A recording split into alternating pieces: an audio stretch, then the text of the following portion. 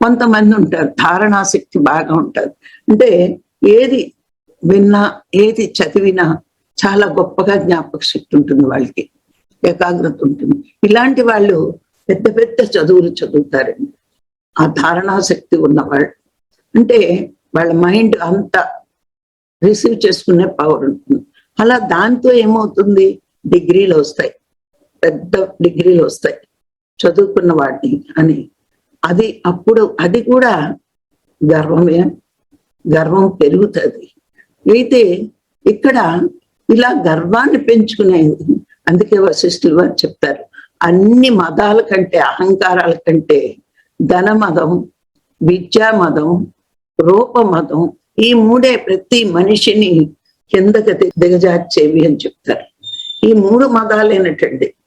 చదువున్నా అహంకారం ఉంటుందటండి, డబ్బున్నా అహంకారం ఉంటుందటండి, అందమున్నా అహంకారం ఉంటుంది.